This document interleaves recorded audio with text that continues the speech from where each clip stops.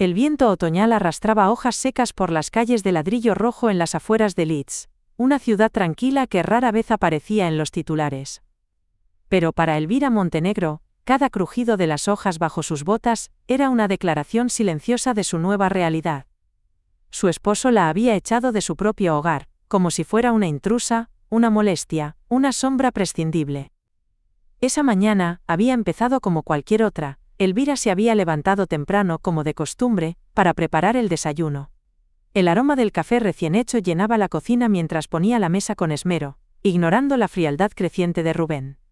Su marido, de sonrisa cortante y voz seca, solía fingir interés mientras revisaba el correo desde su teléfono, sin alzar la vista siquiera para agradecer la comida. Pero ese día, no fue solo la frialdad habitual, fue el comienzo de la humillación. Rubén esperó a que Elvira se sentara frente a él. Sin rodeos, le anunció que había conocido a alguien más, alguien que le hacía sentir vivo otra vez. Su voz era tan monótona que Elvira, por un instante, pensó que se trataba de una broma cruel. Pero no era una broma. Era su condena. Rubén le había dado 3 días para irse de la casa. Legalmente todo está a mi nombre. Puedes llevarte tus cosas, nada más, dijo, sin un atisbo de remordimiento. Elvira no lloró, no en ese momento. Se levantó con la dignidad rota pero la espalda recta. Cada paso que dio fuera de la cocina fue un eco de algo que ya no volvería. Aquella casa, su refugio durante 8 años de matrimonio, ya no era suya. Y mientras subía a la habitación para comenzar a empacar, escuchó el timbre. No esperaba a nadie. Rubén, sin moverse de su silla, gritó: «Debe ser ella, abre tú». Con el corazón latiéndole con furia, Elvira bajó nuevamente y abrió la puerta. Frente a ella, una mujer joven, de rostro maquillado con perfección y sonrisa altiva, se acomodaba el abrigo caro que apenas ocultaba su vestido ajustado. «Tú debes ser Elvira», dijo con voz melosa. «Soy Cassandra. Encantada de conocerte, aunque dadas las circunstancias». Elvira no respondió. Cerró la puerta sin decir una palabra y subió de nuevo. Su mente era un huracán. Conocía esa voz. Conocía esa cara. Cassandra había trabajado en su pequeña empresa de asesorías de imagen durante 2 años. Una asistente eficiente, siempre dispuesta, siempre presente. Demasiado presente. Y ahora, en la cocina que ella misma había diseñado, seguramente estaría tomando café con su esposo.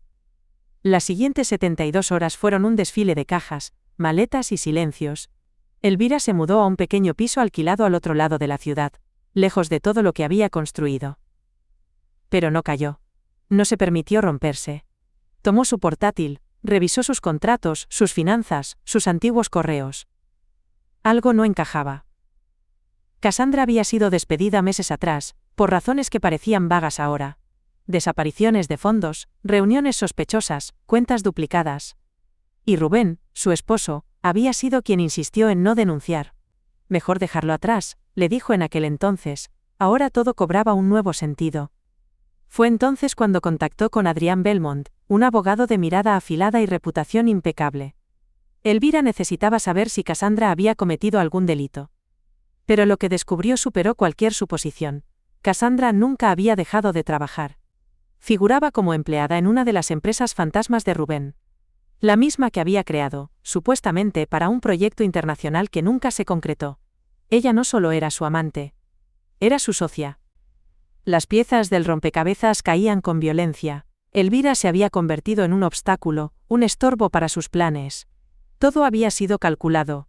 El desprecio gradual, la infidelidad encubierta, la expulsión fría. Pero no contarían con que Elvira no era una víctima pasiva. Con la ayuda de Adrián, comenzó a recabar pruebas. Contratos falsificados, transferencias sospechosas, correos electrónicos comprometidos. Y cada nuevo hallazgo era una aguja en el globo de la farsa que Rubén y Cassandra habían construido. La tensión aumentaba. Rubén no sabía que Elvira había contraatacado. Aún le enviaba mensajes cínicos, como si ella se fuera a rogarle volver. Cassandra también, con mensajes pasivo-agresivos en redes sociales. Pero Elvira no respondía. Se movía en silencio. Como una sombra decidida a recuperar su luz.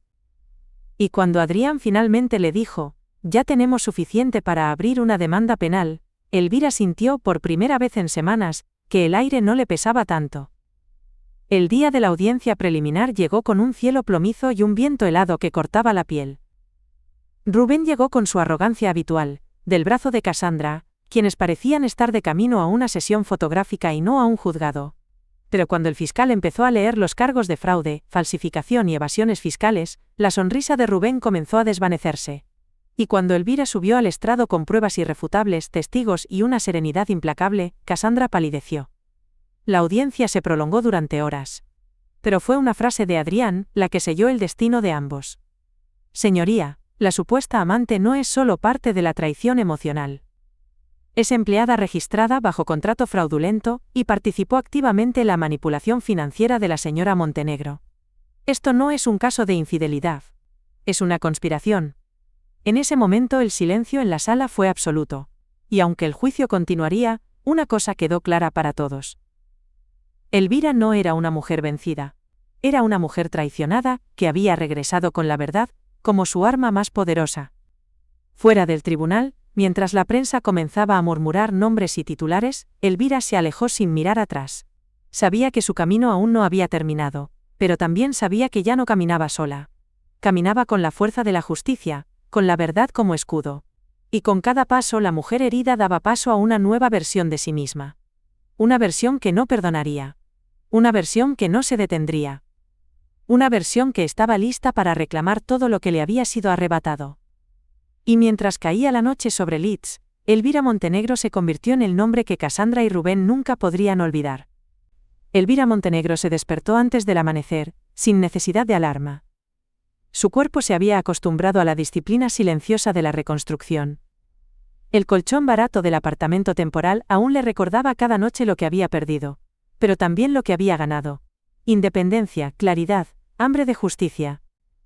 El juicio apenas comenzaba. La audiencia preliminar había sido solo un preámbulo. Rubén y Cassandra habían salido del tribunal rodeados de murmullos y miradas acusadoras, aunque ellos fingieran indiferencia. Pero Elvira sabía que la máscara de seguridad de ambos comenzaba a resquebrajarse. Especialmente la de Rubén, cuya expresión petrificada cuando escuchó la palabra conspiración, lo delató frente a todos. Cassandra, por su parte, se aferraba a su abrigo de diseñador como si pudiera protegerla de la caída inminente. Adrián Belmont se había convertido en su aliado más fiel, trabajaban juntos largas horas, analizando documentación, entrevistando exempleados, solicitando auditorías. Elvira había dejado de ser una mujer destruida por una traición, ahora era la fuerza motriz de una cruzada legal. Y cada dato que sacaba a la luz confirmaba lo que ya intuía: su matrimonio había sido un teatro de manipulaciones financieras. Rubén no solo la había traicionado emocionalmente, había utilizado su nombre, su firma, su reputación como fachada para una red de fraudes empresariales. Los días siguientes fueron un desfile de descubrimientos impactantes. Una cuenta offshore en Gibraltar a nombre de Cassandra, abierta el mismo mes que Rubén había convencido a Elvira de firmar un acuerdo de inversión para un fondo internacional. Fondos de la empresa de Elvira habían sido transferidos gota a gota hacia esa cuenta durante meses, todo disfrazado como consultorías que nunca existieron. Ellos pensaron que esto quedaría enterrado, murmuró Adrián mientras deslizaba las copias de los movimientos bancarios sobre la mesa. Elvira no respondió. Solo asintió, con los labios tensos y los ojos brillando de determinación. Ya no lloraba. Había llorado demasiado en silencio. Ahora cada sollozo que no salía se convertía en estrategia, en preparación para la batalla. Mientras tanto, Rubén comenzaba a sentir las primeras grietas en su fachada. Su abogado, un hombre visiblemente más joven y menos experimentado que Adrián, había comenzado a dudar. Durante una reunión a puerta cerrada en el despacho de los Belmont, la tensión entre defensa y acusación era palpable. Señor Montenegro, hay inconsistencias que no podrá justificar con un simple error administrativo, dijo Adrián con calma venenosa. Rubén, que alguna vez hablaba con soberbia, ahora guardaba silencios largos. Cassandra ya no asistía a las reuniones legales, alegaba ansiedad, nervios, malestares. Pero Elvira sabía que era miedo. Los medios comenzaron a olfatear la historia. Un periodista local, conocedor de casos judiciales, se puso en contacto con Elvira. Ofreció mantener su identidad en el anonimato mientras investigaba los movimientos financieros de Rubén y sus empresas. Semanas más tarde el titular apareció en todos los portales de noticias regionales. Empresario de Leeds implicado en red de consultorías falsas. Su exesposa lidera la denuncia. Elvira lo leyó en silencio. en una cafetería diminuta al borde del parque donde solía pasear con Rubén. Sintiendo el aroma del café, y observando la lluvia empañar el vidrio, sintió que algo dentro de ella se alineaba. Ya no era una víctima, era protagonista. Adrián por su parte había intensificado las diligencias, logró que la Fiscalía solicitara una auditoría judicial a todas las empresas vinculadas a Rubén. Una jueza de rostro severo y voz firme fue asignada al caso. Y desde ese momento, la presión legal comenzó a cerrar el cerco. Rubén cometió un error que lo selló todo, intentó contactar a Elvira en secreto, le escribió un mensaje desde un número desconocido, suplicando una reunión privada. Alegó estar confundido, arrepentido y propuso resolver las cosas sin más escándalo. Pero Elvira no cayó en la trampa. Le envió el mensaje a Adrián, quien inmediatamente lo presentó como evidencia de manipulación e intento de obstrucción. Durante la segunda audiencia, la jueza miró directamente a Rubén antes de dictar su decisión. Se prohíbe al señor Montenegro establecer cualquier tipo de contacto directo con la señora Montenegro. Este tribunal considera que sus acciones pueden constituir intimidación procesal. La humillación fue visible. Rubén no estaba acostumbrado a perder, pero ahora, en un tribunal público con la prensa en la entrada y su amante escondida, estaba atrapado. Elvira comenzó a reconstruir también su vida fuera de lo legal. Reabrió su empresa de asesorías con un nuevo nombre: Evelyn y Valor. No quiso utilizar su nombre original. No quería que el pasado la definiera. Contrató a 2 antiguas empleadas, mujeres que también habían sido ninguneadas por Rubén en su momento, y juntas comenzaron a captar nuevos clientes. En poco tiempo, el despacho se llenó de energía, de ideas, de alianzas. Elvira, por primera vez en años, sintió que su creatividad volvía a fluir. Pero el proceso judicial no daba tregua. Cassandra, a través de su abogado, intentó desligarse del caso. Alegó haber sido manipulada. Dijo que Rubén la obligó, que no sabía de las implicaciones legales. Sin embargo, los correos y transferencias firmadas por ella decían lo contrario. En la siguiente sesión, Adrián presentó una serie de grabaciones de voz. Una de ellas fue determinante. Cassandra, en una llamada interceptada con uno de los contadores de Rubén, decía: «Mientras Elvira siga confiando, podemos seguir drenando la cuenta. Después de eso, que se largue con lo que quede». Elvira, al escuchar esa frase en la sala, sintió un escalofrío, no por el contenido, sino porque confirmaba la profundidad de la traición. No había sido un desliz amoroso, había sido una conspiración meticulosa, fría y cruel. La jueza pidió silencio. Luego miró a Cassandra, cuya cara estaba completamente desencajada. Rubén, sentado junto a ella, no la miraba. Parecía que el pánico comenzaba a reemplazar la arrogancia en ambos. Tras la audiencia, Adrián se acercó a Elvira en los pasillos del juzgado. «Ya no es cuestión de si ganamos, es cuestión de cuánto vamos a recuperar». Elvira lo miró a los ojos, y por primera vez sonrió de verdad. «No quiero solo recuperar dinero, Adrián, quiero recuperar mi historia, mi nombre, mi futuro». Esa noche, al llegar a su nuevo apartamento, encontró una carta debajo de la puerta. No tenía remitente. Al abrirla, reconoció la letra torpe de Cassandra. Asterisco. Si sigues con esto, todo se derrumbará, no solo para Rubén, para ti también. No sabes con quién te estás metiendo. Asterisco. Elvira soltó una carcajada. Por primera vez, la amenaza no la amedrentó, la impulsó. El siguiente paso no sería solo legal, sería personal. Y ella, Elvira Montenegro, estaba lista para llevar la guerra hasta el final. Porque no se trataba solo de justicia, se trataba de renacer. Y nada ni nadie se interpondría en su camino. Las luces de la ciudad parpadeaban como cicatrices incandescentes mientras Elvira Montenegro observaba desde su ventana el vaivén del mundo. Había pasado la noche en vela, no por miedo sino por planificación. El sobre sin remitente que encontró la noche anterior era una declaración de guerra. Y ella no iba a retroceder. El reloj marcaba las 5 en punto cuando Elvira se sentó frente a su escritorio, encendió su portátil y comenzó a escribir. No era un correo, ni un documento legal, era un plan. Uno detallado, metódico, estructurado como un mapa de batalla. Sabía que Cassandra no actuaba sola. Que Rubén, por más manipulador que fuera, no podía haber armado semejante red financiera sin aliados. Adrián Belmont llegó a media mañana con una carpeta bajo el brazo y expresión grave. Había recibido un informe confidencial de un ex socio de Rubén, un tal Maurice Dalrymple, un empresario inglés con inversiones inmobiliarias en el norte del país. Según el informe, Rubén y Cassandra habían estado utilizando identidades falsas para adquirir propiedades con fondos triangulados desde cuentas de Elvira. Las escrituras estaban a nombre de terceros, pero el rastro financiero apuntaba claramente a ellos. Esto ya no es solo un caso civil o penal local, dijo Adrián dejando caer la carpeta sobre la mesa. Elvira la abrió. Fotografías de terrenos, contratos firmados en oficinas de notarios dudosos, correos electrónicos con terminaciones de dominios extranjeros. Todo apuntaba a algo más profundo. ¿Y más sucio? ¿Internacional?, preguntó Elvira. Adrián asintió. Tendremos que involucrar a la Oficina Nacional contra el Fraude. Y a Europol, si las transferencias cruzan fronteras.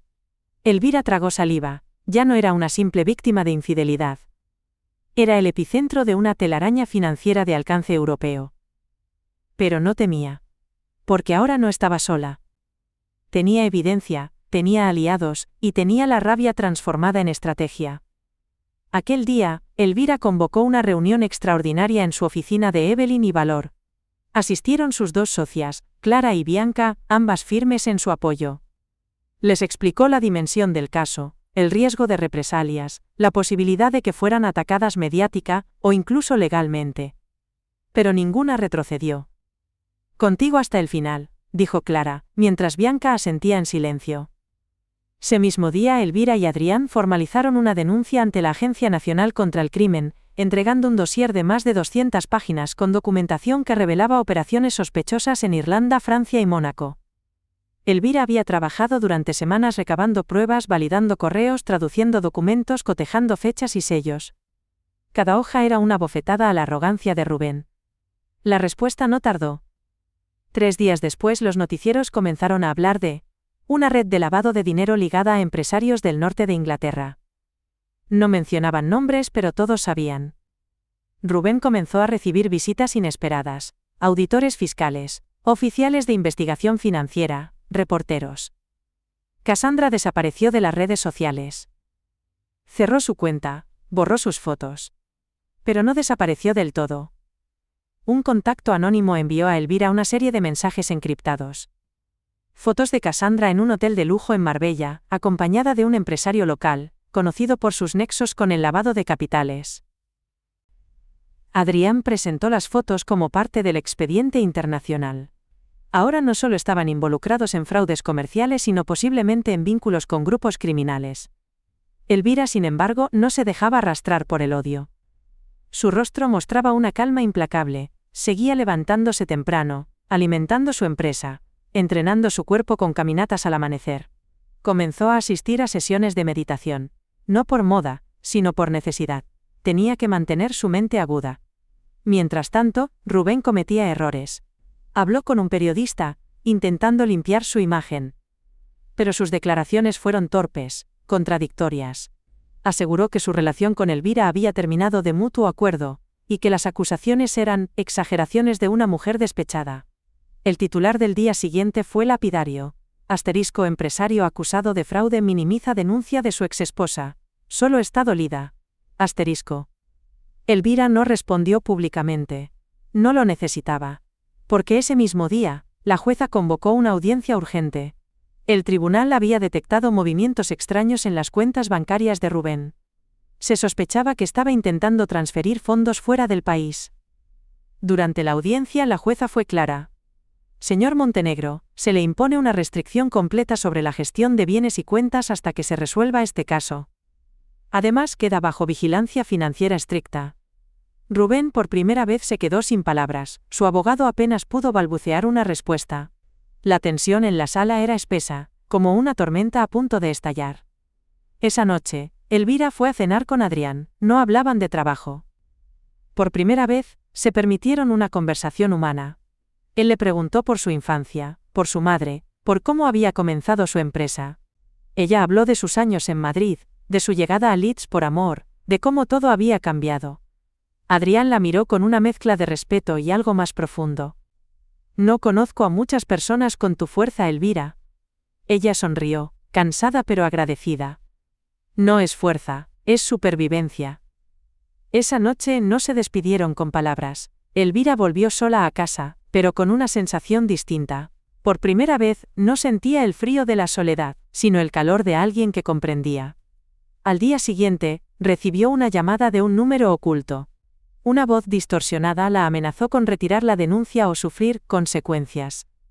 Adrián, al escuchar la grabación, activó de inmediato los protocolos de seguridad. Se instalaron cámaras en su apartamento y en la oficina. También contrató protección privada. Elvira protestó al principio, pero sabía que era necesario. Ya no era una simple ciudadana, ahora era la figura clave de una investigación internacional. La presión aumentaba, pero también lo hacía su determinación. Durante una nueva audiencia, se presentaron registros de llamadas y correos electrónicos entre Rubén y políticos locales, intentando influir en la investigación. La jueza, con el ceño fruncido, ordenó abrir una investigación paralela. Cassandra, al ver que el barco se hundía, envió una carta al tribunal, ofreciendo cooperar a cambio de una reducción de pena. Se declaró víctima de manipulación emocional, pero la evidencia era abrumadora. El tribunal aceptó su colaboración, pero no le ofreció inmunidad. Fue entonces cuando la prensa obtuvo una copia filtrada de los correos de Cassandra. El escándalo estalló. La historia llegó a los principales medios nacionales. Programas de televisión, debates radiales, columnas de opinión. Todos hablaban de Elvira Montenegro, la empresaria traicionada que desenmascaró una red de corrupción. Elvira seguía sin dar entrevistas. Su rostro comenzaba a reconocerse en la calle, pero ella caminaba erguida, con la cabeza alta. No buscaba fama, buscaba justicia. Y estaba cada vez más cerca de conseguirla. Esa semana el tribunal anunció que el juicio pasaría a su fase principal. Se presentarían cargos formales contra Rubén Montenegro, Cassandra Holmes y 2 contadores implicados. La lista de delitos incluía fraude fiscal, falsificación de documentos, lavado de dinero y obstrucción de la justicia. Cuando Elvira recibió la notificación se permitió por fin una tarde libre, caminó sola por el centro de Leeds, observando a la gente sin ser vista. Se detuvo frente al escaparate de una librería. Dentro, un libro de tapa dura llamaba su atención. Asterisco mujeres que se levantan. Asterisco. Lo compró sin pensarlo. Y esa noche, al leerlo, comprendió algo que hasta entonces solo intuía. No era la única. Había muchas más. Mujeres que fueron despojadas, ninguneadas, traicionadas. Y que, como ella, decidieron no rendirse. La historia aún no había terminado. Pero Elvira Montenegro ya no era una sombra detrás de su esposo. Era una tormenta que se avecinaba. Y Rubén apenas comenzaba a entenderlo. Los primeros copos de nieve del invierno comenzaron a caer sobre Leeds como una bendición silenciosa, cubriendo los tejados con una capa de blanco pulcro que contrastaba con la suciedad legal y moral que Elvira Montenegro se había empeñado en desenterrar. Caminaba temprano por las calles aún vacías, sus botas dejando huellas firmes en la acera congelada, su bufanda apretada contra el cuello, y la cabeza erguida. Esa mañana, su teléfono vibró con una notificación que había estado esperando durante semanas.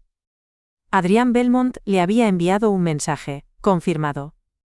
Se abre juicio oral, fecha establecida, vístete para ganar. Elvira sonrió, no era una sonrisa de alegría sino de resolución. Era la sonrisa de quien ha caído, se ha levantado, y ahora camina con el peso de 1000 batallas sobre la espalda. El juicio que lo cambiaría todo comenzaría en 7 días. 7 días para preparar el arma más poderosa que tenía, la verdad. En las oficinas de Evelyn y Valor, el ambiente era de contención eléctrica. Clara y Bianca sabían que la semana que se avecinaba no solo pondría a prueba a Elvira como mujer y profesional, sino que definiría la narrativa de su historia. Mientras revisaban carpetas, recortes, registros y testimonios, la oficina se convirtió en un cuartel de guerra, donde cada documento era una flecha más en el carcaj de Elvira. Adrián organizó una última reunión de estrategia. En una sala privada del bufete proyectó en una pantalla todo el recorrido judicial hasta el momento. Imágenes de propiedades, mapas financieros, grabaciones de voz, transcripciones de correos, y sobre todo las contradicciones de Rubén y Cassandra. No vamos a entrar a este juicio solo a ganar, dijo Adrián con voz clara, vamos a entrar a cambiar la percepción de lo que significa ser una víctima. Vamos a romper la narrativa que ellos intentaron construir sobre ti, Elvira. Y vamos a hacerlo con cada prueba, cada palabra, cada gesto en esa sala. Elvira asintió, sin temblar. La noche anterior al juicio no durmió. Preparó su ropa con cuidado, un conjunto elegante, sobrio, de tonos grises, sin adornos innecesarios. Se peinó el cabello hacia atrás y se miró al espejo. Lo que vio no era a una mujer dolida, sino a una líder. Cuando entró al tribunal, los periodistas ya estaban apostados. No hizo declaraciones. Caminó recta, sin desviar la mirada. En el interior de la sala, Rubén ya estaba sentado, junto a su nuevo abogado, una mujer de rostro afilado, reconocida por defender causas complicadas. Cassandra estaba a su lado, visiblemente más delgada, con el maquillaje cubriendo apenas las ojeras del miedo. La jueza, la misma de las audiencias previas, entró puntual. Su tono no cambió, seco, directo, sin espacio para el drama. Se abre juicio oral en la causa Montenegro contra Montenegro y otros, por los cargos de fraude, falsificación documental, asociación ilícita y obstrucción de la justicia. El fiscal presentó su exposición inicial, habló de las empresas fantasma, del uso indebido del patrimonio de Elvira, del esquema de triangulación bancaria. Luego, Adrián tomó la palabra. Su voz era firme, sin afectación. Narró los hechos como una línea recta de traición sistemática, mostrando que Elvira no solo fue traicionada en su matrimonio, sino utilizada como instrumento para encubrir delitos. Cuando llegó el turno de los acusados, Rubén intentó cambiar el guión. Habló de una relación deteriorada, de malos entendidos, de decisiones financieras equivocadas pero sin intención criminal. Su tono era el de un empresario arrepentido, confundido. Pero entonces, Adrián presentó el primer bloque de evidencia. Las grabaciones. La sala escuchó, sin respirar, la voz de Rubén en conversaciones privadas con su contador. Mientras firmemos a nombre de ella, estamos cubiertos. Nadie sospechará de Elvira, siempre parece tan confiada.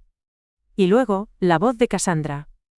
Cuando se dé cuenta, ya será tarde, estaremos en España con todo.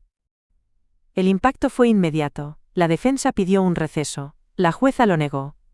Durante el primer receso oficial, Elvira se retiró a la sala contigua. Se acercó a una ventana. Adrián entró minutos después. ¿Todo bien? Nunca mejor, respondió ella sin apartar la vista del horizonte gris. El segundo día de juicio trajo testigos claves. Antiguos empleados, expertos en contabilidad forense, una perito informática que validó los correos como auténticos. Cada testimonio reforzaba el andamiaje de la acusación. Pero fue el tercer día cuando todo cambió. La defensa, acorralada, intentó girar el caso hacia una narrativa de celos y despecho. Presentaron fotos de Elvira en reuniones sociales, intentaron insinuar que también había ocultado dinero. Pero no funcionó. Elvira subió al estrado, y su testimonio fue devastador, no por lo que lloró, sino por lo que no hizo. No se quebró. Con voz firme, relató los años de silencio, de microhumillaciones, de gaslighting, de sospechas ignoradas. Contó cómo descubrió las cuentas, cómo fue reconstruyendo su propia historia. La sala la escuchó como si hablara por miles de mujeres que nunca llegaron a ese estrado. Cassandra en un arranque pidió declarar, su abogado intentó impedirlo. Pero la jueza lo autorizó. Cassandra confesó. Intentó suavizar su responsabilidad, culpando a Rubén, pero al final no pudo evitar derrumbarse. Admitió haber firmado documentos falsos, haber retirado fondos, haber utilizado información privilegiada. Cuando la jueza le preguntó directamente, ¿recibió usted alguna orden directa de la señora Montenegro para estos movimientos? Cassandra, con la voz rota, dijo, jamás, ella no sabía nada, nunca estuvo al tanto. Elvira cerró los ojos. Era la confirmación pública que necesitaba. Los días siguientes fueron un desfile de testimonios, confrontaciones, objeciones y silencios largos. La jueza, meticulosa, no permitía desviaciones. Finalmente, llegó el día de los alegatos finales. Adrián cerró con una frase que se grabó en los muros del tribunal. No estamos aquí solo para juzgar delitos financieros. Estamos aquí para poner nombre a la violencia invisible que sufren muchas mujeres bajo la apariencia de un matrimonio. Elvira Montenegro no busca venganza. Busca justicia. Y esta sala tiene la responsabilidad de devolvérsela. El veredicto no llegaría ese día. La jueza convocó una nueva audiencia para leer la sentencia en una semana. Esa noche Elvira regresó a casa sin hablar. Encendió una vela, se sentó frente a la ventana. Y lloró, pero no de tristeza. Lloró porque, por fin, todo estaba sobre la mesa. Porque su verdad, su dolor, su lucha, ya no podían ser ignorados. Porque había resistido. Y porque estaba lista para lo que viniera. Fuera absolución o condena. Ella ya había ganado algo más profundo. Había ganado su historia. La semana que siguió al cierre del juicio fue, para Elvira Montenegro, una de las más largas de su vida, no porque dudara del resultado, sino por todo lo que ese veredicto representaría. No se trataba ya solo de Rubén, ni de Cassandra. Se trataba de todas las veces que ella misma se había callado, de todos los momentos en los que había sonreído para no incomodar, de todos los días en los que había minimizado su intuición. Y ahora cada uno de esos días tenía un nuevo significado: resistencia. Adrián le había sugerido pasar unos días fuera de Leeds, para descansar, para tomar distancia. Pero ella se negó, quería estar presente, atenta, fuerte. Así que en lugar de escapar, se sumergió en su rutina con más fuerza. Trabajó en nuevos proyectos para la firma, organizó charlas de empoderamiento femenino en universidades locales, y mantuvo su agenda llena, no por evasión sino por convicción. No iba a detener su vida por esperar una sentencia. Ya no.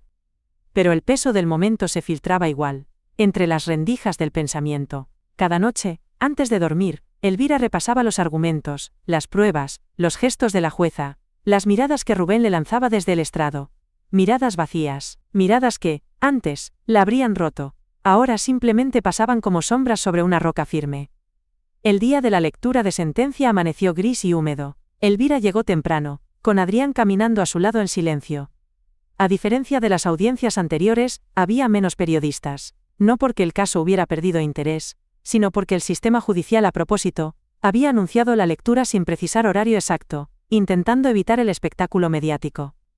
Dentro de la sala, el ambiente era distinto, tenso, sí, pero cargado de una calma pesada. Rubén estaba allí, solo. Cassandra no se presentó. Su abogado alegó problemas de salud emocional. La jueza entró a las 10:47 de la mañana, el murmullo se apagó, leyó sin adornos, sin pausas innecesarias. Después de haber analizado las pruebas, escuchado a los testigos y valorado los argumentos de ambas partes, este tribunal concluye que existen elementos suficientes y contundentes para declarar culpables a Rubén Montenegro y Cassandra Holmes de los delitos de fraude, falsificación documental y asociación ilícita. Asimismo, se ordena el embargo inmediato de todas las propiedades vinculadas a las operaciones encubiertas. El silencio posterior fue absoluto. Rubén se cubrió el rostro con las manos, su mundo desmoronándose delante de todos. Elvira cerró los ojos. La jueza continuó. La acusación de obstrucción a la justicia, en cambio, será remitida a una instancia superior para su consideración específica, dada la complejidad de los elementos involucrados. Y finalmente, el tribunal reconoce el papel fundamental de la señora Elvira Montenegro en la denuncia, documentación y seguimiento de este proceso, y deja constancia formal de su colaboración ejemplar. Esta sala se levanta. Cuando la jueza se retiró, el tiempo pareció detenerse, no hubo vítores, no hubo aplausos, solo una sensación densa de algo profundo que por fin había terminado. O que, tal vez, apenas comenzaba. Adrián tocó el brazo de Elvira suavemente.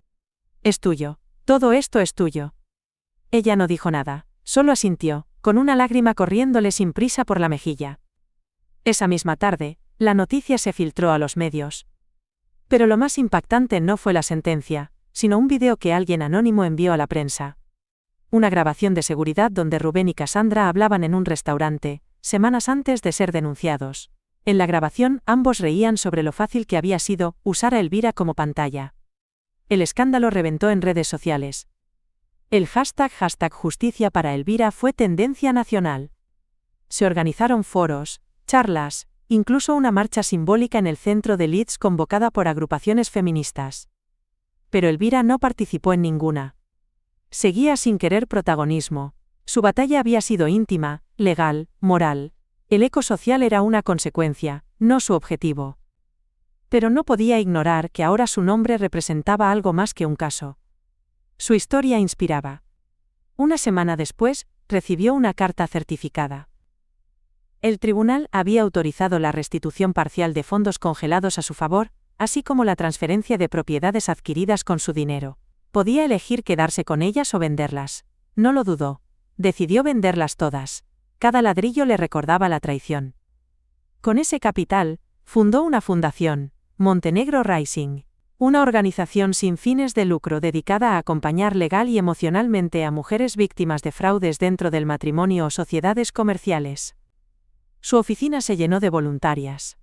Psicólogas, abogadas jóvenes, contadoras forenses. Muchas de ellas sobrevivientes también. La sede fue instalada en una antigua casona remodelada al este de la ciudad, decorada con fotografías de mujeres de todo el mundo. En el ingreso, una frase grabada en mármol daba la bienvenida. Asterisco asterisco, nos quisieron invisibles, nos hicimos imparables, asterisco asterisco. Adrián aceptó formar parte del consejo legal de la fundación, y con el tiempo su relación con Elvira se hizo más cercana, más cómplice. Sin urgencias ni rótulos, solo presencia, solo verdad. En una de las primeras charlas organizadas por la fundación, Elvira subió al escenario. Las luces del auditorio la apuntaban, y por primera vez, no sintió miedo. Habló sin papeles. Sin guión. Contó su historia desde la raíz. Desde antes de Rubén. Desde los silencios de su niñez. Desde las veces que tuvo que demostrar que merecía su lugar en una sala de juntas. Cuando terminó, el auditorio estalló en aplausos, pero Elvira solo sonrió con discreción. No aplaudan por mí, dijo al micrófono, apláudanse ustedes, por estar, por no ceder, por estar vivas. Afuera nevaba otra vez. Clara y Bianca la esperaban con café caliente. Adrián, con una sonrisa en los ojos. Elvira levantó la vista hacia el cielo blanco, sintiendo el peso de cada paso que la había llevado hasta allí. No era un final, era el comienzo de una historia nueva. Una historia escrita con dolor, sí. Pero también con fuego. Y ella era la autora. La primavera llegó a Leeds con una puntualidad casi simbólica, como si la naturaleza misma quisiera acompañar el renacer de Elvira Montenegro. Los cerezos florecían a ambos lados del canal, y el aire comenzaba a cargar promesas de nuevas oportunidades. Pero para Elvira, la estación no era solo metáfora, era una reafirmación de que la oscuridad había quedado atrás, y que todo lo construido sobre ruinas podía sostenerse si se edificaba con verdad. Aunque el juicio había concluido, la historia no. Los coletazos del caso seguían sacudiendo sectores empresariales, políticos y judiciales. La sentencia contra Rubén Montenegro había generado un efecto dominó. Auditores de distintos organismos comenzaron a investigar otras empresas vinculadas a él y a Cassandra Holmes. Las conexiones se extendían por una red más amplia de lo imaginado. Bufetes financieros en Dublín, consultoras ficticias en Luxemburgo, movimientos de capitales sospechosos en Malta. La telaraña se desenredaba y dejaba al descubierto más nombres, más operaciones, más víctimas. Elvira no lideraba ya las acusaciones, pero su presencia era inevitable. Cada nuevo informe llevaba una nota, caso relacionado con la denuncia Montenegro.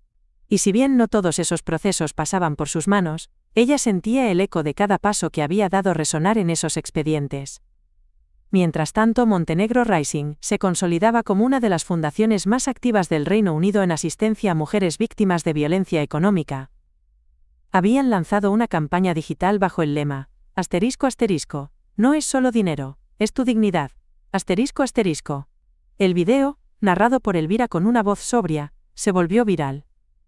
En él, no hablaba como heroína ni como víctima, hablaba como testigo, como alguien que había cruzado el infierno de la traición silenciosa y había vuelto con la capacidad de nombrarlo.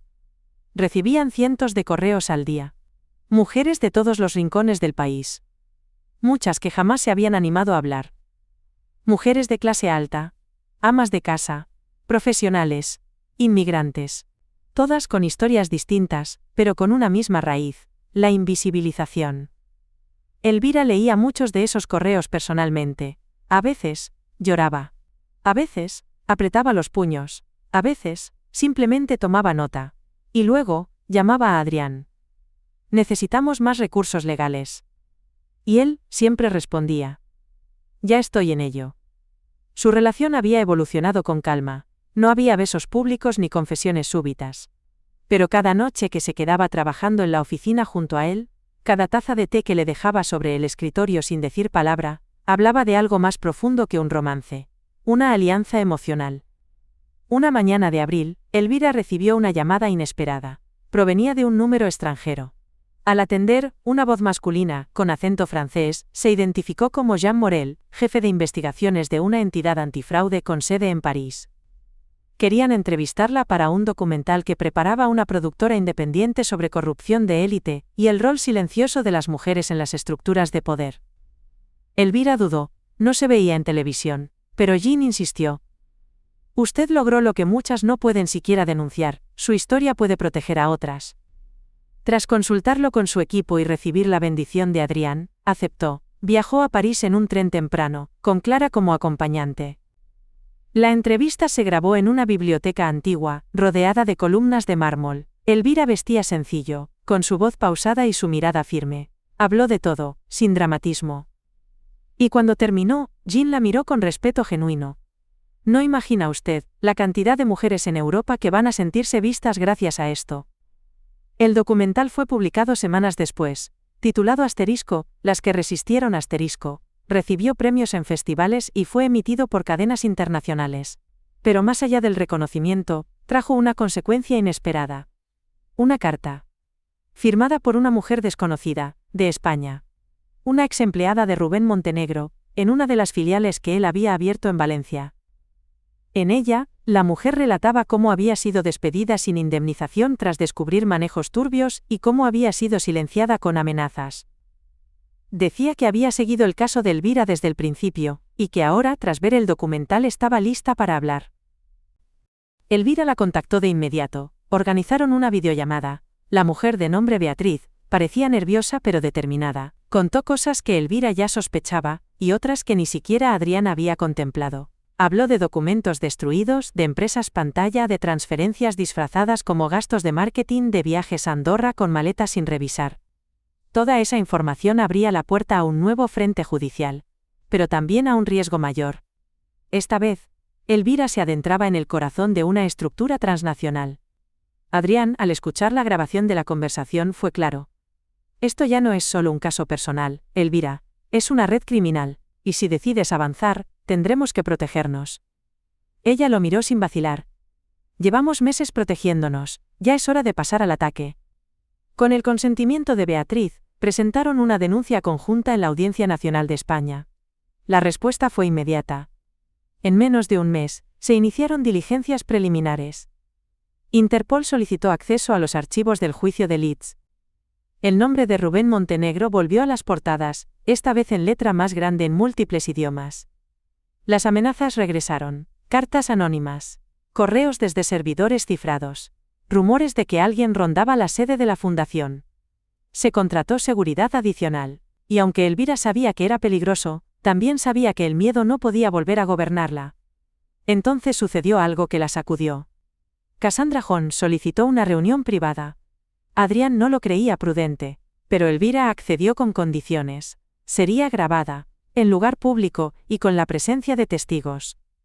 La cita tuvo lugar en un pequeño salón de una biblioteca en York. Cassandra llegó vestida con discreción, sin maquillaje, con el rostro demacrado. Llevaba una carpeta en las manos, y al sentarse, no saludó. Solo dijo: «No estoy aquí para pedir perdón, estoy aquí porque si no lo hago me matan a mí o a mi hermana». Elvira, inmóvil, la miró. Rubén no era el final de la red, era un intermediario. Hay personas mucho más grandes detrás de todo esto, políticos, inversores, empresarios con más poder del que imaginábamos. Abrió la carpeta. Dentro, documentos, nombres, transferencias, más de lo que Elvira y Adrián habían reunido en un año. ¿Por qué ahora?, preguntó Elvira sin emoción. Porque no puedo dormir, porque esto se me fue de las manos. Porque tú, sin tener nada, me pusiste contra la pared con la verdad. Y porque yo también fui usada. Como tú. Elvira tomó la carpeta con cuidado. La revisó en silencio. Luego, miró a Cassandra directamente por primera vez desde el estrado. Si cruzas esta línea, ya no hay vuelta atrás. Cassandra asintió. Ya lo sé. Y se fue. Elvira no se movió por largos minutos. Luego llamó a Adrián, y juntos, entregaron todo a las autoridades. Lo que vino después fue una tormenta. Allanamientos en 5 países. Congelamiento de cuentas. Renuncias políticas. Titulares cruzando fronteras. El nombre de Elvira Montenegro comenzó a sonar no solo en los noticieros sino en informes confidenciales. En debates parlamentarios, en cumbres anticorrupción. Pero ella seguía siendo la misma mujer que cada mañana tomaba té frente a su ventana. La misma que leía los correos de víctimas anónimas. La misma que cada noche se preguntaba cómo había logrado sobrevivir a todo. Y la respuesta, siempre, era la misma. Porque no se rindió. porque no olvidó quién era. Y porque comprendió que a veces, la verdad no solo libera, también incendia. Y ella, Elvira Montenegro, estaba dispuesta a arder para iluminar el camino de las que venían detrás. El eco de las operaciones internacionales retumbaba como trueno sobre la vida de Elvira Montenegro. Y aún así, ella caminaba en silencio, cada paso firme como si sus pies ya conocieran el camino antes de darlo. Su nombre era mencionado en salas de redacción, en despachos judiciales de Bruselas, en reuniones cerradas entre bancos que hasta entonces habían vivido cómodos en el anonimato financiero. Pero ella seguía sin buscar el foco. No quería ser símbolo, quería ser catalizador.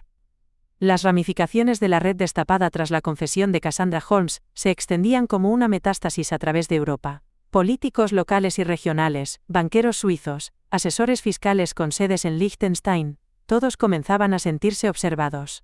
La carpeta entregada por Cassandra era una bomba cuidadosamente desactivada. Contenía no solo pruebas de movimientos de dinero, sino grabaciones de reuniones, imágenes de cámaras de seguridad, listas codificadas.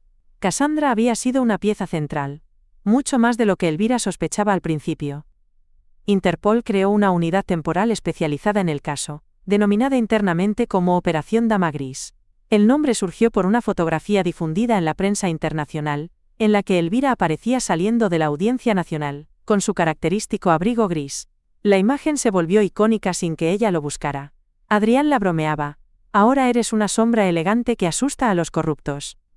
Pero el poder no se deja quitar sin pelea. Una noche la sede de Montenegro Rising fue violentamente allanada. No se llevaron dinero, solo discos duros, documentos, expedientes. La policía llegó minutos después del escape de los atacantes. Elvira recibió la llamada a las 2 de la madrugada.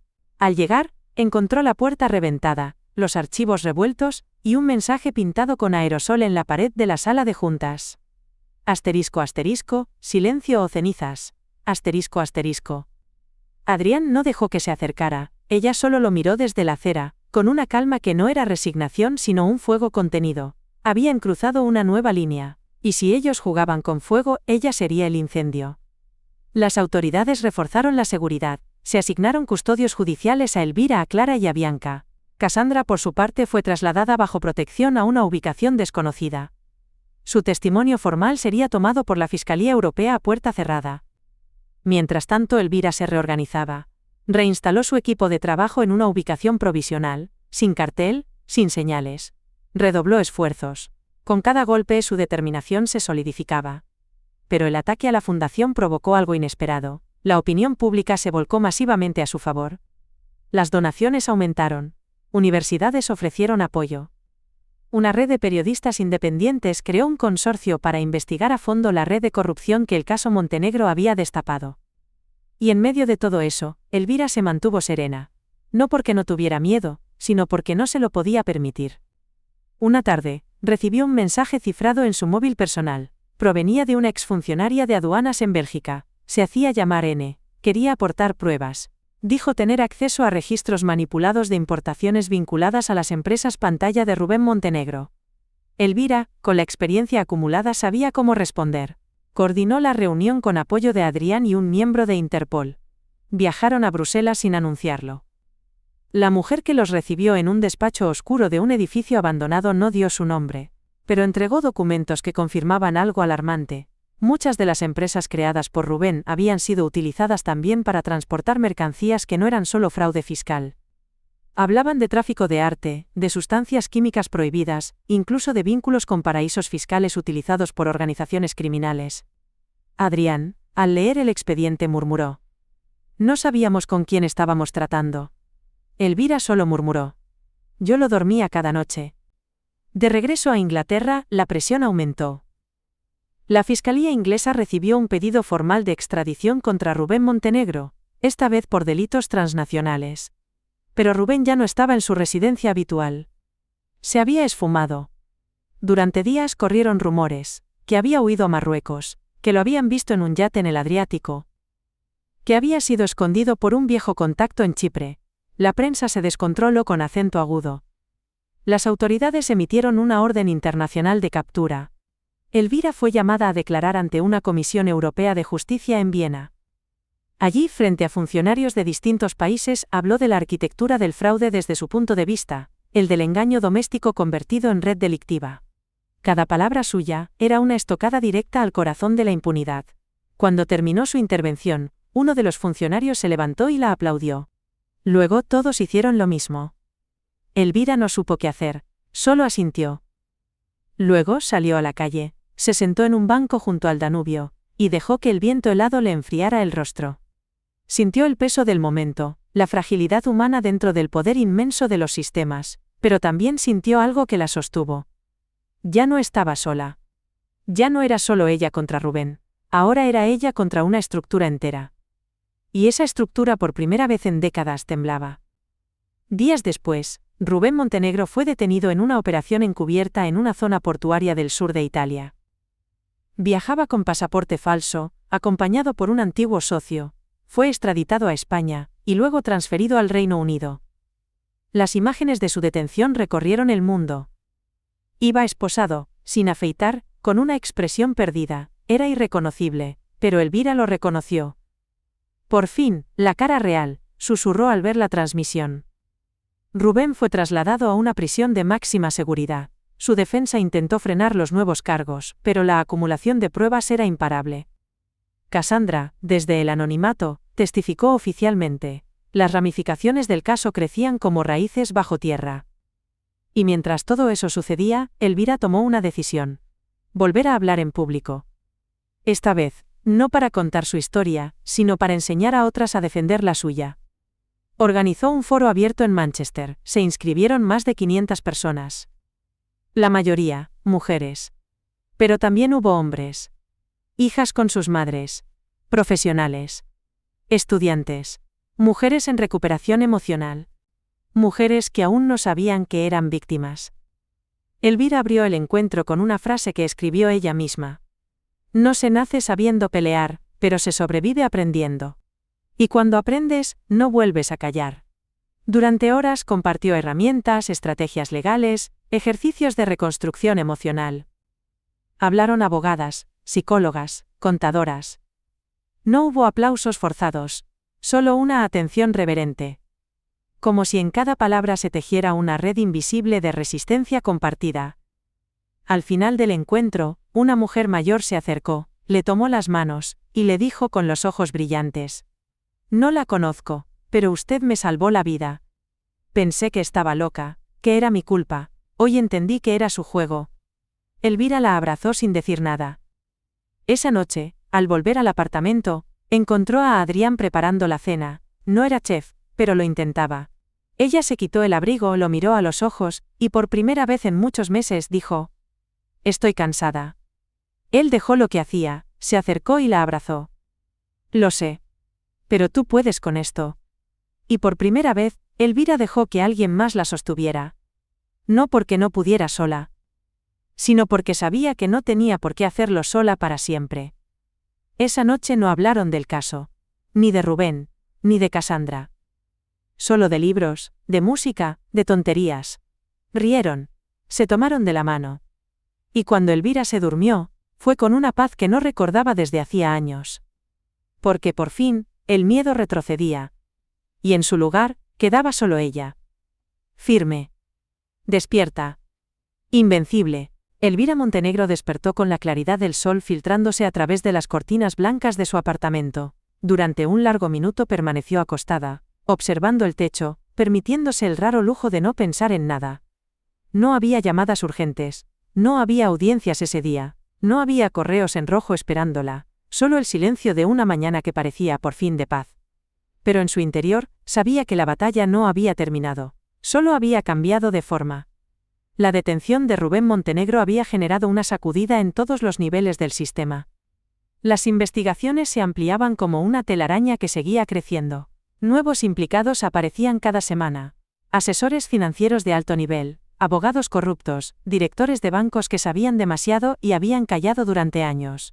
Y aunque Elvira no era ya la cara visible de cada proceso, seguía siendo el vértice moral de todo el caso. Donde comenzaba la línea de verdad, allí estaba su nombre. La fiscalía la consultaba con frecuencia. Su testimonio había abierto puertas que la justicia tradicional no sabía cómo cruzar. Pero con ese nuevo protagonismo venía también un precio: exposición, ataques, desinformación, artículos maliciosos en prensa sensacionalista que intentaban desacreditarla, insinuando que había lucrado con la historia, que la fundación era una pantalla de marketing, que Adrián Belmont tenía conflictos de interés por su cercanía con ella. Elvira había aprendido a responder con silencio y documentos. La transparencia absoluta se convirtió en su escudo. Cada auditoría, cada gasto, cada decisión legal estaba respaldada, firmada, publicada. No dejaba espacio para las grietas, porque sabía que la verdad, si no se cuida, se convierte en un arma de doble filo. Una mañana, Adrián entró a su despacho con expresión seria. Dejó sobre la mesa un dossier que había llegado desde una fuente anónima, con sello de una firma legal de Luxemburgo.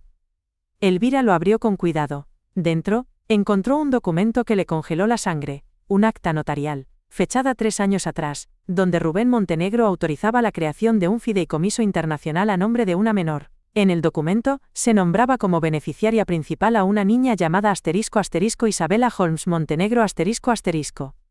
Elvira levantó la mirada. Adrián asintió. Es su hija.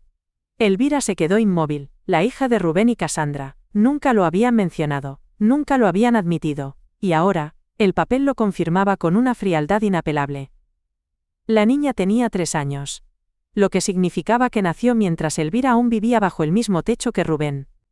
Sintió que el aire le faltaba, pero no lloró. Ya no, había aprendido a digerir el veneno lentamente, a no dejar que la ira se apoderara de su juicio. ¿Dónde está la niña?, preguntó. Con su abuela materna según registros. Cassandra no tiene custodia directa desde que fue trasladada a la ubicación protegida. Parece que lo mantuvieron en secreto incluso para sus socios más cercanos. Elvira asintió, luego se levantó y caminó hacia la ventana. No voy a perseguir a una niña, ella no eligió nada de esto. Adrián la miró con un respeto renovado. Lo sé, pero alguien quiere que lo sepas. Alguien quiere herirte, que pierdas la compostura. Pues no la voy a perder. Ese mismo día, filtraron el documento a la prensa. Los titulares se ensañaron, la empresaria que lo perdió todo, menos el odio, ex esposa del corrupto Montenegro responde con silencio al escándalo de su hija oculta, ¿dónde está el límite de la justicia?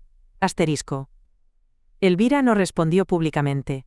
Pero esa noche, en una sala privada de la sede de Montenegro Rising, se sentó frente a su equipo. No vamos a negar nada. Pero tampoco vamos a alimentar el circo. Que los hechos hablen por sí solos. Publicaremos un comunicado breve. No perseguimos niños. Perseguimos delitos. Y la verdad no tiene parientes. Así lo hicieron. Y la respuesta del público fue inmediata. Miles de mensajes de apoyo llegaron desde todo el mundo. Mujeres, hombres, periodistas, activistas. Todos dejando claro que entendían. Que no caerían en la trampa de la distracción emocional. Pero internamente, Elvira sintió algo que la inquietó. No por la niña. Sino por lo que representaba, una nueva generación que ya nacía dentro de un entramado de mentiras. Y ella se juró, en silencio, que esa niña jamás cargaría la culpa de sus padres. Los días siguientes trajeron más descubrimientos. En una bóveda de seguridad de Zúrich, se encontró un disco duro con documentos escaneados, que Rubén había almacenado por sí. Las cosas se salían de control. Entre ellos, había una carta escrita a mano, dirigida a él por un hombre identificado solo como FG.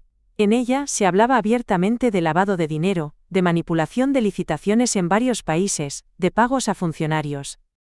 Elvira leyó la carta 3 veces. Al final, solo preguntó: ¿quién es FG? La respuesta llegó días más tarde. Un político en activo, miembro del Parlamento Europeo. Reputación intachable, voz frecuente en temas de transparencia fiscal. Y ahora, el nombre que unía toda la red desde el principio. Adrián y su equipo sabían que con esa información el caso entraba en otra dimensión. Ya no era un juicio entre empresarios, era una bomba política. La Fiscalía Europea pidió mantener el nombre en reserva mientras reunían más pruebas, pero la presión crecía. Entonces sucedió lo inevitable. Filtraron el nombre. Los medios explotaron. El escándalo fue inmediato. El Parlamento se vio obligado a convocar una sesión extraordinaria. Y en medio de todo eso, Elvira se convirtió en un referente involuntario de un nuevo movimiento político y social, que se extendía más allá de su caso: exigencia de responsabilidad, fin de la impunidad, reforma estructural. Pero con el reconocimiento vinieron también nuevas amenazas. Ahora no eran cartas anónimas, eran movimientos judiciales. Demandas por difamación, por daño moral, por uso indebido de información confidencial. Pseudodenuncias financiadas por los viejos aliados del sistema corrupto que caía. Elvira contrató un equipo legal adicional, fortaleció su estrategia digital, y lo más importante, mantuvo la calma. En cada entrevista, en cada comunicado, insistía en lo mismo. Yo no lidero una revolución, solo defiendo la verdad que viví. Pero el efecto era imparable. En universidades se enseñaban seminarios sobre el caso Montenegro. En escuelas de derecho, los estudiantes analizaban sus declaraciones. Incluso se preparaba una adaptación teatral en Berlín sobre la historia de una mujer que, tras ser echada de su casa, desmanteló una red de corrupción continental. Elvira no participó en nada de eso, seguía enfocada en las víctimas, en los casos pequeños, en las mujeres que no saldrían jamás en televisión. Cada semana, recibía a 3 o 4 en su oficina. Las escuchaba, les ofrecía asesoría legal, contención emocional, acompañamiento. Y en ese espacio íntimo, lejos del foco, era donde más viva se sentía. Una tarde, una joven llegó a la fundación, no pidió ayuda, solo quería hablar. Se llamaba Mariana, tenía 20 años, había sido hija de un matrimonio violento. Su madre, inmigrante sin papeles, había sido despojada de todo. Mariana contaba su historia con una voz rota pero precisa. Y al final, le dijo a Elvira: mi madre murió sin saber que podía defenderse. Pero yo sí puedo. Y quiero aprender, enséñeme. Esa noche, Elvira escribió una carta a su equipo. A partir del próximo mes, lanzaremos el programa Semilla. Formación gratuita para jóvenes, en situación de vulnerabilidad sobre derechos legales, economía básica, y autonomía emocional. Porque no basta con castigar. Hay que prevenir. Y sembrar. El programa fue lanzado con apoyo de ONGs internacionales. Se dictó primero en Leeds, luego en Manchester, después en Madrid, París y Bruselas. Mariana fue la primera en completarlo. Y se convirtió en mentora del grupo siguiente. La rueda giraba. Mientras tanto, Rubén Montenegro seguía en prisión preventiva. Su juicio por los nuevos cargos internacionales aún no tenía fecha. Pero su defensa ya no hablaba. Solo presentaba escritos desesperados. Cassandra, en su nueva identidad, enviaba cartas ocasionales a la fundación. No buscaba redención. Solo actualizaciones. Seguía colaborando con la justicia. En su última carta, escribía: no sé si me odias, no espero perdón, pero gracias por no haber perseguido a Isabela, por haberle dado una oportunidad a pesar de todo. Elvira guardó esa carta en un cajón, no la respondió. Y cada noche antes de dormir, se repetía a sí misma lo mismo. No vine a vengarme, vine a reparar, y a sembrar algo que dure más que el daño. Porque ahora, por fin, había comprendido que la justicia no es el final de la historia. Es el principio de otra mejor. La ciudad de Leeds amaneció envuelta en una neblina espesa, como si la tierra misma quisiera borrar las huellas del pasado antes de dejar paso al día. Elvira Montenegro se abotonó el abrigo frente al espejo, el rostro sereno pero los ojos despiertos. Desde que comenzó su lucha, había aprendido a interpretar el silencio. Y esa mañana, el silencio tenía un peso distinto. La última semana había sido particularmente intensa. Las investigaciones derivadas del caso Montenegro habían desencadenado una crisis de legitimidad en varios organismos de control financiero. Había renuncias en cadena. Discursos forzados en el Parlamento Europeo. Artículos cruzados en medios de derecha e izquierda. Y en medio de todo, Elvira se mantenía firme como un ancla. Sin embargo, esa misma firmeza había comenzado a inquietar incluso a sus aliados más cercanos. Adrian Belmont, siempre atento, se había mostrado más reservado últimamente. Durante una cena reciente había bajado la mirada cuando ella habló del programa Semilla, de la expansión a otros países, de los nuevos convenios. Cuando le preguntó qué pasaba, él respondió con una honestidad que la desconcertó. Tienes tanto poder ahora, Elvira, que me preocupa lo que ese poder pueda hacerte. Ella no se defendió, solo lo escuchó. Porque sabía que era una advertencia amorosa, no un juicio. Y porque en el fondo, también temía cruzar esa delgada línea entre la firmeza y la inflexibilidad. Esa mañana, en la sede de Montenegro Rising, la esperaban varios miembros del Consejo Asesor. Entre ellos, una figura inesperada, Jean Morel, el investigador francés con quien había trabajado en la etapa inicial del documental europeo. Había viajado sin previo aviso, con una propuesta que parecía más política que legal. Queremos invitarte a formar parte de una comisión continental para la reforma judicial y fiscal en la Unión Europea, dijo Jean, con voz clara. Elvira se recostó en la silla, entrelazando las manos. No respondió enseguida. Clara y Bianca, sentadas a ambos lados, intercambiaron una mirada de asombro. Adrián, en el fondo de la sala, la observaba con ojos atentos. No soy política, dijo finalmente Elvira. Precisamente por eso te necesitamos, replicó Jean. No queremos políticos tradicionales, queremos a quienes han enfrentado al sistema desde la verdad. La oferta era tentadora y peligrosa, Elvira lo sabía. Aceptar significaba exponerse aún más, renunciar a parte de su privacidad, someterse al escrutinio internacional en una escala que nunca había imaginado. Esa noche no durmió, salió a caminar por el canal, la ciudad estaba tranquila. Las luces reflejadas en el agua temblaban con el viento.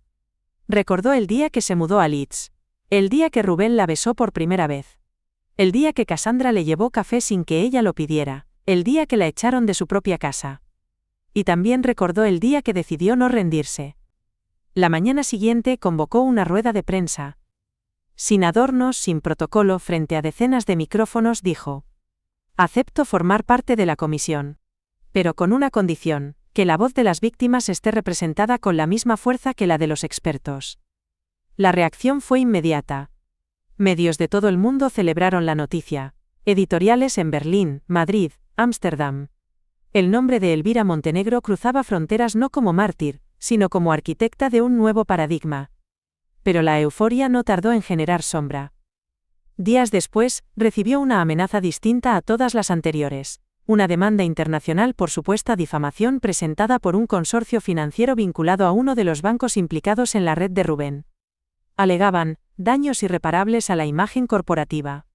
Elvira y su equipo entendieron el mensaje de inmediato. No se trataba de ganar el caso. Se trataba de desgastarla. Adrián tomó las riendas de la defensa. Reunió expertos en derecho financiero internacional. Elvira delegó con confianza, pero sentía en la piel la tensión. Portaba temería. Y entonces, un golpe inesperado. Rubén Montenegro, desde la cárcel, pidió hablar. Quería hacerlo en un tribunal, públicamente. La fiscalía, después de evaluar las implicaciones, aceptó bajo condiciones estrictas. Elvira no sabía qué esperar, ni siquiera sabía si debía asistir, pero fue. Se sentó en la última fila del tribunal, con su rostro sereno. Cuando Rubén entró, esposado, delgado, envejecido, por un segundo se sintió frente a un extraño. Él subió al estrado, no pidió perdón, no lloró, pero dijo algo que ningún presente olvidaría. Nunca la subestimé. Solo pensé que no tendría el coraje de levantarse. Me equivoqué. Y muchos más se equivocaron. Yo solo fui la cara visible. Pero no fui el único. Y ustedes lo saben. Elvira sintió un frío en la espalda. No por la confesión, sino por lo que implicaba. Rubén estaba dispuesto a hundir a quienes antes lo protegían. Tal vez por desesperación. Tal vez por venganza. Tal vez, incluso, por un intento torpe de redención. Las consecuencias fueron inmediatas. Citaciones masivas. Escándalos en la banca internacional. Allanamientos en Suiza y Mónaco. Elvira, otra vez, en el centro sin pedirlo. Mientras tanto, el programa Semilla se extendía a nuevos países: Italia, Grecia, Polonia. Se formaban redes de apoyo, se generaban círculos de estudio. Se capacitaban líderes jóvenes. Mariana, aquella joven de rostro pálido y voz firme, fue invitada a dar una charla en la sede de la ONU en Ginebra. Llevó el mensaje de la Fundación con la claridad de quien ha transformado el dolor en conocimiento. Una noche, ya en su apartamento, Elvira recibió una visita inesperada. Adrián llevaba una botella de vino y una expresión ambigua. ¿Todo bien?, preguntó ella. Sí, pero necesito preguntarte algo. ¿Qué? ¿Sabes hacia dónde vas?, preguntó él, mirándola con una mezcla de admiración y temor. ¿O simplemente sigues avanzando porque ya no puedes detenerte? Elvira se quedó en silencio largo. Luego respondió: no lo sé, pero si me detengo, siento que todo lo que construimos se cae. Adrián asintió. Luego, sin pedir permiso, la abrazó. Y esa noche, no hablaron más. Solo se quedaron así, en silencio. Como dos guerreros que saben que la batalla no ha terminado, pero que por un instante pueden descansar. Al día siguiente, el Parlamento Europeo aprobó la formación de la Comisión de Reforma Judicial. Elvira fue nombrada oficialmente como integrante. Y en el mismo acto, propuso algo que nadie había anticipado. Quiero que el primer informe de la comisión sea sobre violencia económica. No solo como delito individual, sino como estructura cultural. Se generó un murmullo. Pero nadie se opuso. La fuerza moral que Elvira había acumulado era demasiado grande para ser ignorada. Y así, sin habérselo propuesto jamás, la mujer que fue echada de su casa sin compasión, se convertía en una de las voces más influyentes de Europa. Pero ella seguía siendo la misma. Cada noche, tomaba té frente a la ventana. Cada semana, escuchaba a mujeres anónimas. Cada mes, escribía cartas a quienes la inspiraban. Y en una de esas cartas, dirigida a sí misma, escribió: no olvides que tu poder no es tuyo, es de todas. Y si alguna vez lo olvidas, que el recuerdo del primer día fuera de casa, te devuelva la humildad. Porque al final, para Elvira Montenegro, todo había comenzado con una puerta cerrada en su cara. Y ahora, ella se encargaba de que muchas otras volvieran a abrirse. El amanecer en Londres fue particularmente frío aquella mañana de principios de verano. Elvira Montenegro, tras semanas de intensas audiencias y giras por comisiones europeas, sintió por primera vez el peso de la fatiga en sus hombros. Sin embargo, su mente estaba más despierta que nunca. Sabía que el tramo más delicado de su misión estaba por comenzar. Había regresado a la capital británica para coordinar la fase final de la Comisión de Reforma Judicial, un proyecto que ella misma había impulsado meses atrás. Las sesiones en Bruselas y Estrasburgo habían marcado el rumbo, pero la implementación práctica de las recomendaciones requería un énfasis renovado en la colaboración multinacional. Elvira se reunió con representantes de 8 Estados miembros en una sala histórica del Ministerio de Justicia, cuyas paredes resonaban con ecos de leyes antiguas. Allí, presentó el informe preliminar sobre violencia económica, un documento exhaustivo de más de 120 páginas, que no solo analizaba casos puntuales, sino las brechas institucionales que permitían la impunidad financiera. La violencia económica no es un delito aislado, expuso, es una estructura que atraviesa marcos legales, principios culturales y mecanismos de poder.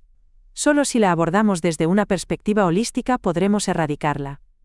Las reacciones fueron mixtas. Para algunos delegados, las recomendaciones eran demasiado ambiciosas. Para otros, insuficientes. Pero nadie negó la urgencia. Elvira logró sellar un compromiso político para incorporar el concepto en la Directiva de Protección Integral de Víctimas, un avance sin precedentes. Al salir del encuentro sintió el cosquilleo de la victoria, sin embargo su teléfono vibró con un mensaje que la aterrizó. Un nuevo escándalo financiero salía a la luz en Australia, señalando a un banco que, según documentos filtrados, había facilitado la apertura de cuentas a empresas pantalla vinculadas a la red de Rubén Montenegro. El nombre de Montenegro Rising aparecía citado en una de las filtraciones como organizadora de un simposio donde se denunciaban esos mismos hechos. Antes de que la desinformación pudiera propagarse, Elvira convocó a una rueda de prensa frente al edificio neoclásico. Con la determinación grabada en el rostro, explicó: cualquier intento de vincular a Montenegro Rising con actividades ilícitas es falso. Estamos dispuestos a aportar públicamente todos nuestros contratos, informes y audiencias. No somos un medio de cobertura. Somos un grupo de mujeres y aliados comprometidos con la justicia.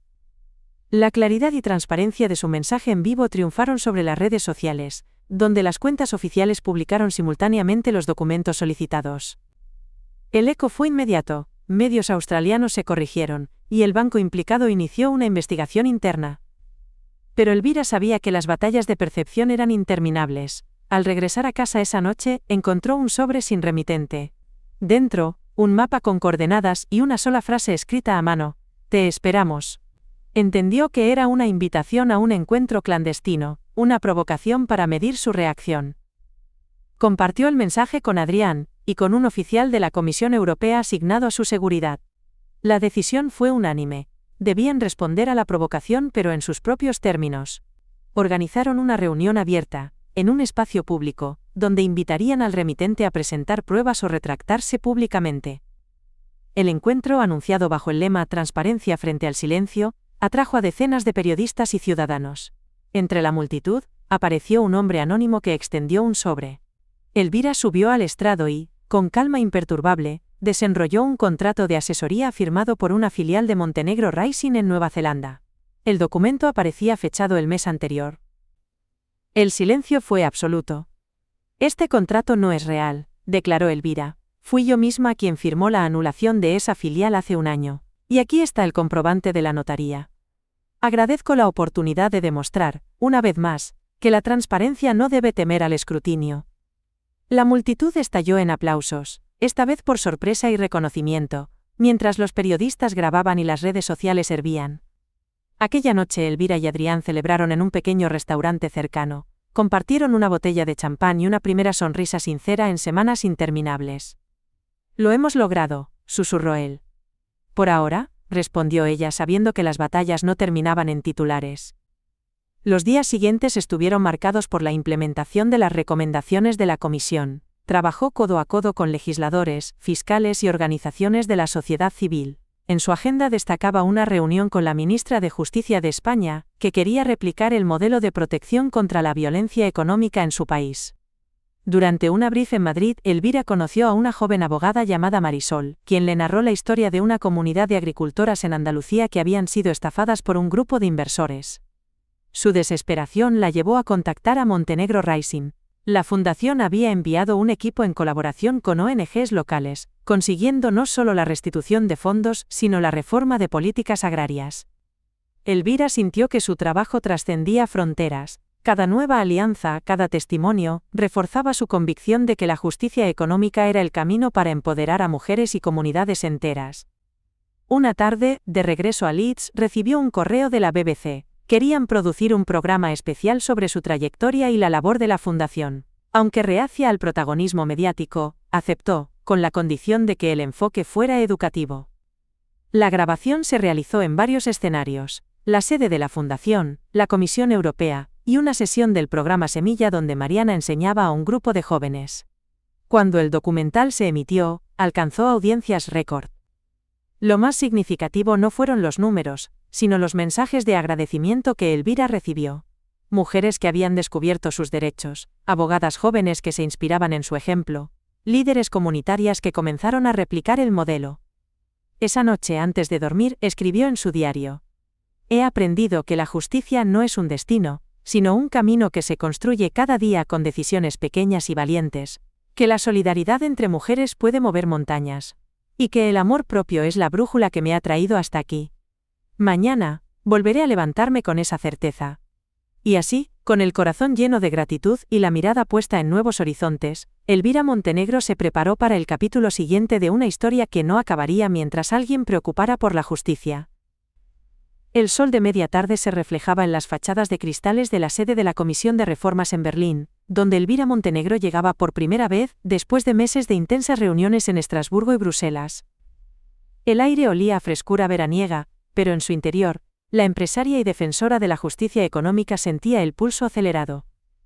Aquella tarde presentaría el informe definitivo de la Directiva de Protección Integral contra la Violencia Económica, un documento que recogía aportes de víctimas, legisladores, expertos y ONGs de 20 países distintos.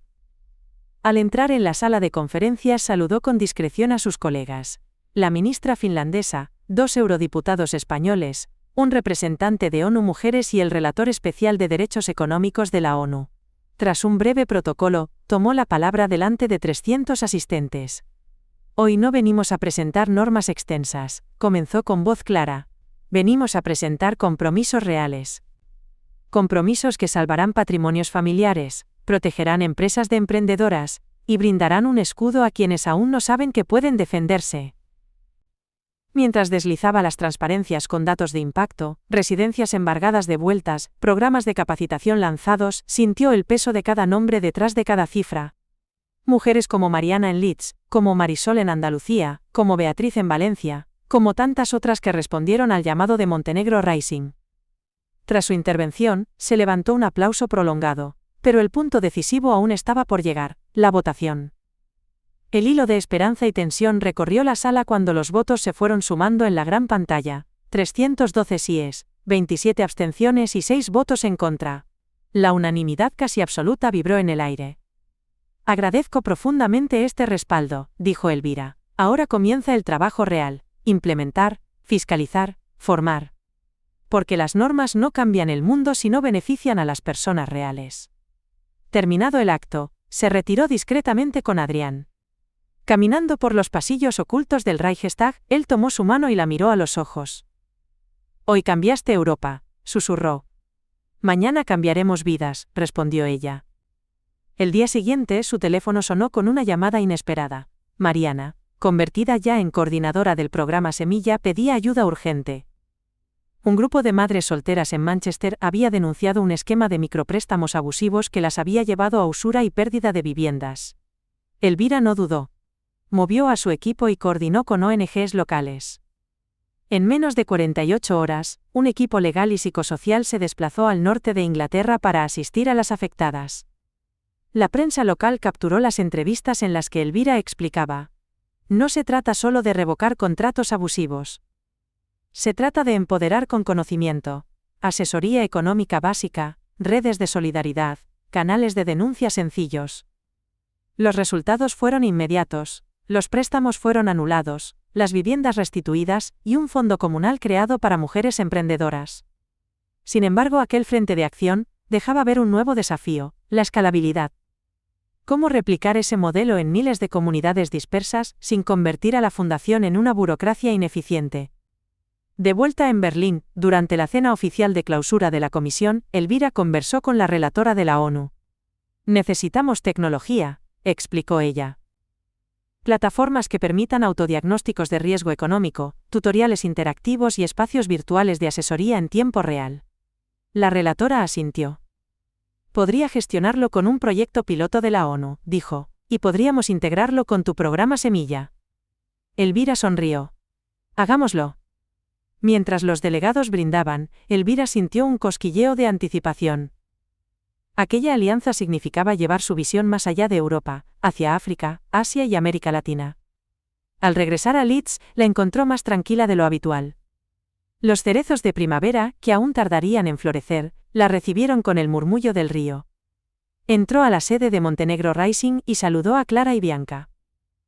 Tenemos un plan para digitalizar el programa Semilla, anunció. Prepárense. Pero justo en ese momento, su teléfono vibró de nuevo. Esta vez, el mensaje era breve: llamada urgente, Ministerio de Finanzas de Brasil. Unos segundos después, Adrián la miró con gravedad. Parece que quieren expandir el modelo allá.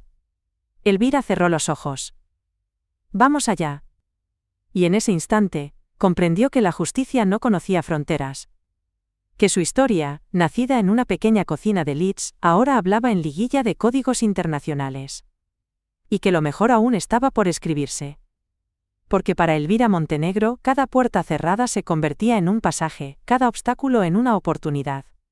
Y el mundo apenas empezaba a descubrirlo. El verano avanzaba con intensidad en Río de Janeiro cuando Elvira Montenegro pisó por primera vez suelo brasileño. No era una visita de cortesía ni un viaje de placer. Era la continuación de una misión que había comenzado en una cocina de Leeds y que ahora se extendía al hemisferio sur. El calor húmedo le pegaba a la piel mientras bajaba del avión, pero su determinación era más poderosa que cualquier clima. El Ministerio de Finanzas local la recibió en un edificio de mármol blanco, con columnas altas y suelos pulidos.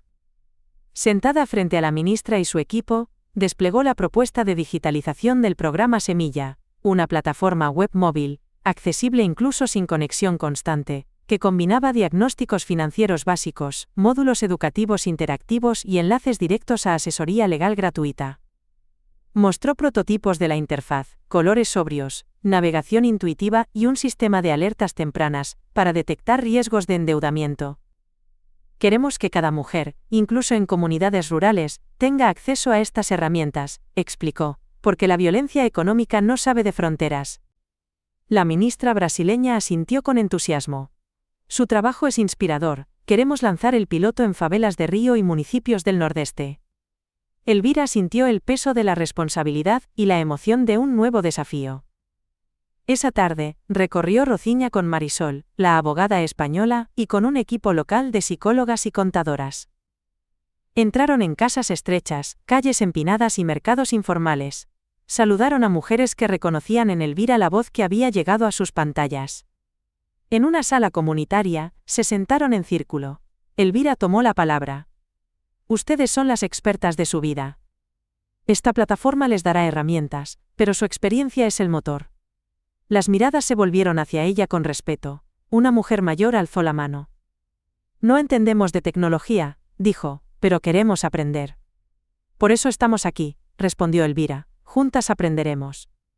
Los días siguientes fueron una mezcla de formación, ajustes técnicos y encuentros con ONG locales.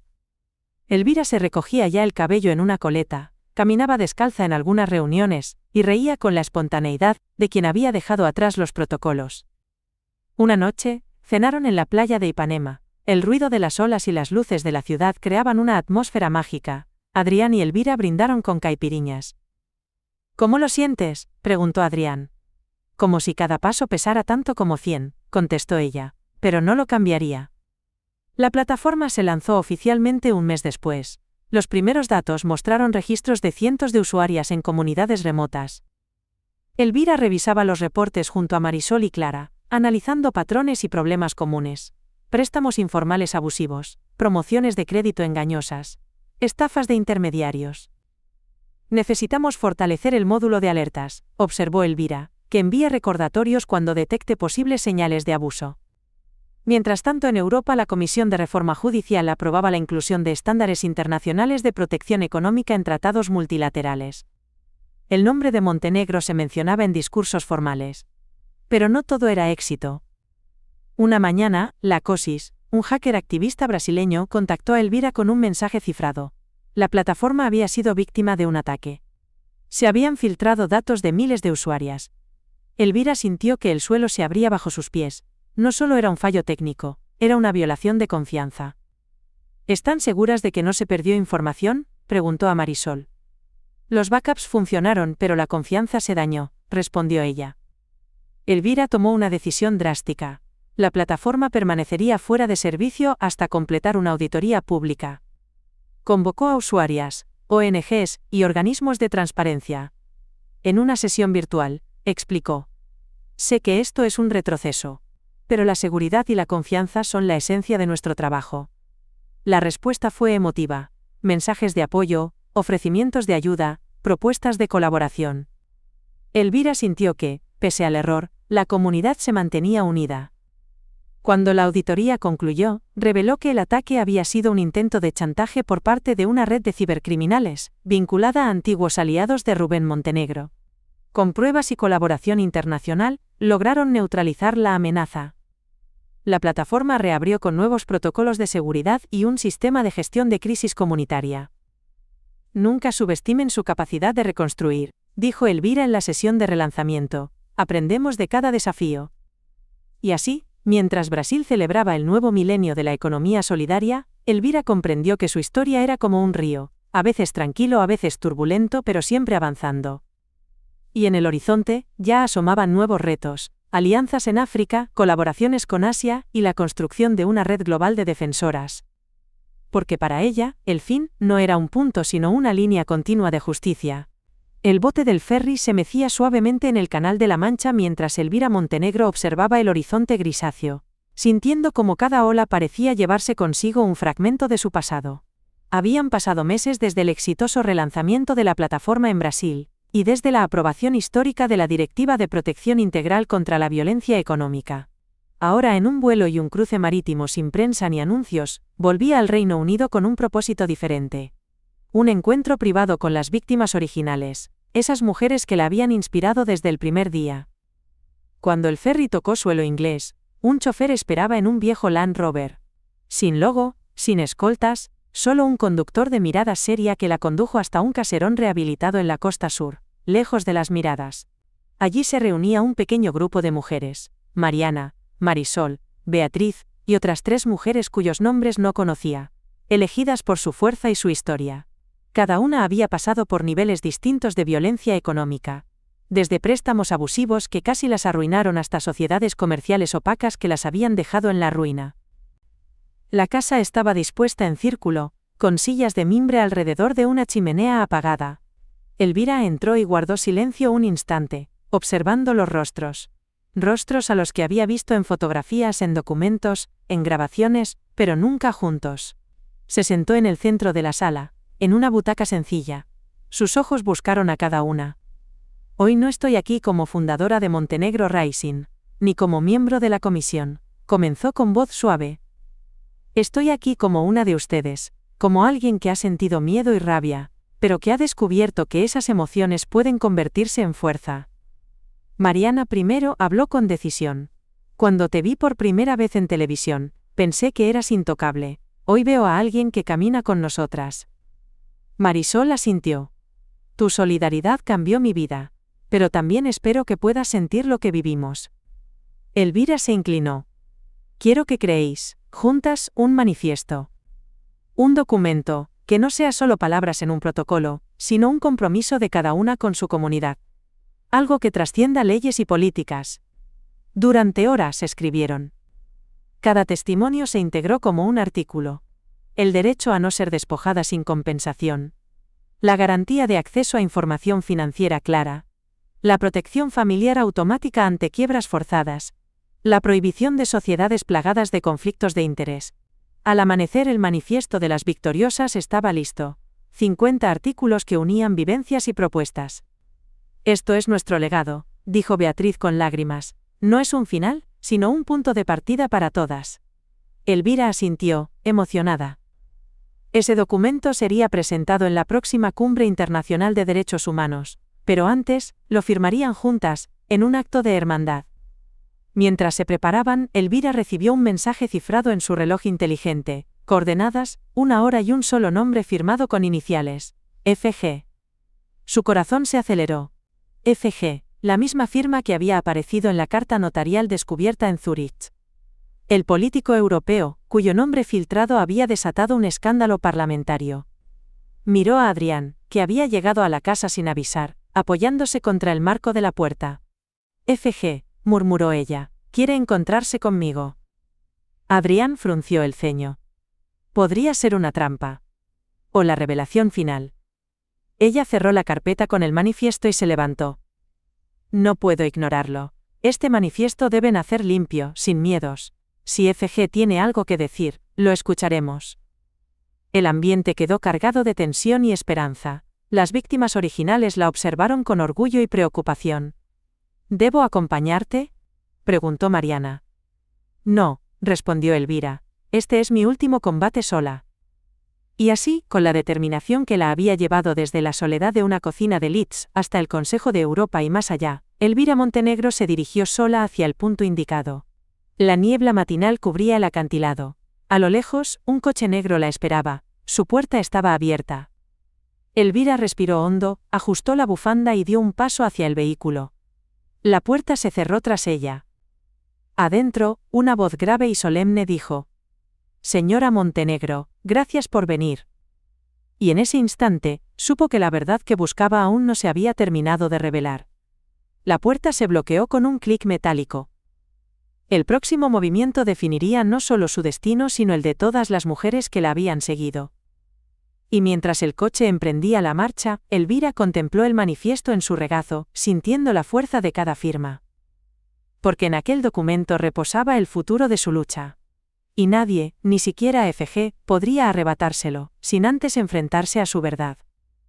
Fin de la parte 13. Cliffhanger hacia la confrontación con FG. El coche avanzó por la carretera costera con el rugido del motor amplificado por las paredes de metal. Elvira Montenegro sintió el aire salado mezclarse con la tensión que le oprimía el pecho. Frente a ella, en el asiento del conductor, un hombre de traje oscuro manejaba sin intención de entablar conversación. Elvira contuvo la respiración y con voz firme preguntó: «¿FG está aquí?», dijo, sin rodeos. El hombre ladeó el rostro. Bajo la luz tenue de la cabina, sus facciones se afinaban. El cabello cano, la mirada penetrante y una cicatriz que surcaba la sien derecha.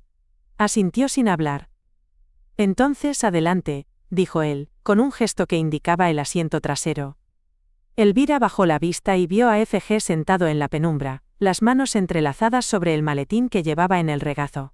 Alzó la mirada y lo reconoció. Francesc Guerrero, miembro prominente del Parlamento Europeo, había fingido neutralidad en las audiencias para proteger su propia red de intereses. Aquella revelación quemó sus nervios como ácido. Señora Montenegro, comenzó Francesc con voz suave y reflexiva, no esperaba que viniera. No esperaba encontrarme con un cobarde, respondió Elvira, que se escuda detrás de su apellido y de falsas sonrisas. Guerrero esbozó una débil sonrisa. La política es así, no es teatro, es guerra enmudecida.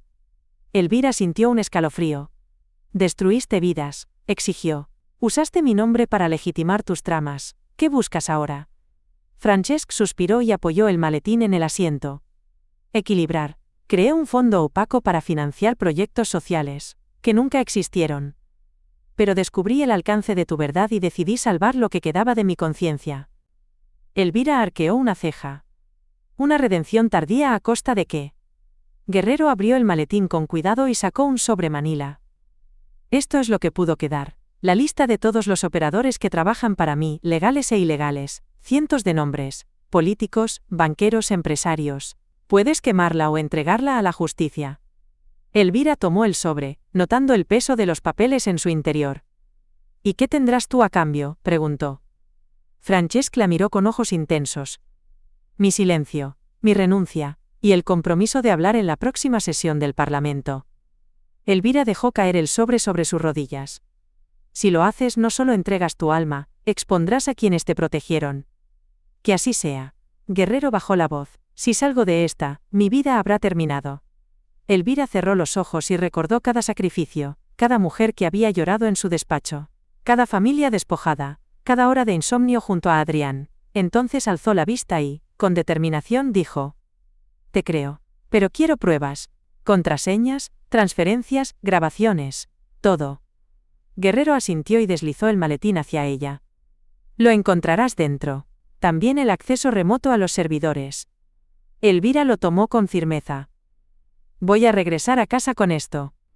Entonces permíteme acompañarte, ofreció Guerrero. El punto de no retorno es peligroso. Elvira lo miró largo rato. Percibió en su rostro honestidad y desesperación. No, respondió, esto es mi batalla, te lo devolveré si cumples tu promesa. El coche se detuvo frente a un acantilado, el conductor abrió la puerta y Franco Guerrero bajó. Te veré en el Parlamento, dijo, girándose para mirarla. Gracias. Se alejó entre la bruma matinal. Elvira recogió el maletín y salió del vehículo. El viento golpeó su abrigo mientras miraba el océano embravecido. En su interior el temor y la esperanza se mezclaban. Sabía que aquel maletín contenía el futuro de su causa y la sentencia de los culpables, pero también el riesgo de perderlo todo si fallaba. Con paso firme guardó el maletín bajo el brazo y giró en dirección a la carretera. En ese instante un helicóptero surgió del horizonte, suspendido como un ave de metal, apuntando su reflector hacia ella. Elvira alzó la vista, entrecerró los ojos y murmuró: Que comience la última partida. El coche había retrocedido apenas unas decenas de metros, cuando Elvira Montenegro sintió que cada partícula de su piel se erizaba. La bruma atlántica envolvía aquel acantilado solitario, acentuando el silencio que siguió al abrupto zumbido del helicóptero. En su regazo, el maletín de cuero contenía más de 1000 folios de pruebas, transferencias bancarias, fotografías, grabaciones y correos. FG le había confiado su última esperanza de justicia. Con paso medido, Elvira giró sobre sí misma y avanzó hacia el punto donde el coche esperaba. En vez de regresar por carretera, decidió caminar. El viento húmedo agitaba su abrigo gris, y cada paso activaba en ella la sensación de regresar al origen de todo. La cocina de aquella casa en Leeds donde su marido la había expulsado. Aquella misma tarde estaba citada en la sala plenaria del Parlamento Europeo, en Estrasburgo.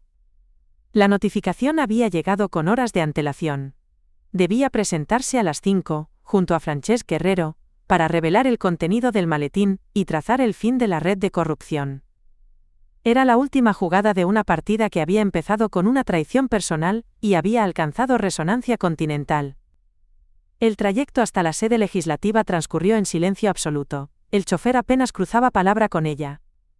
Elvira revisaba mentalmente cada detalle. ¿Cuándo debía exhibir el primer documento? en qué orden citar a los testigos, cómo articular el discurso para cerrar la grieta que muchos aún veían entre la violencia doméstica y la violencia económica. Porque, en ese momento, la suya era también la voz que proyectaba a todas las mujeres que jamás pasaron por un estrado. A las 5 exactas, la puerta giratoria del Parlamento se abrió solitaria, como si la misma institución contuviera la respiración.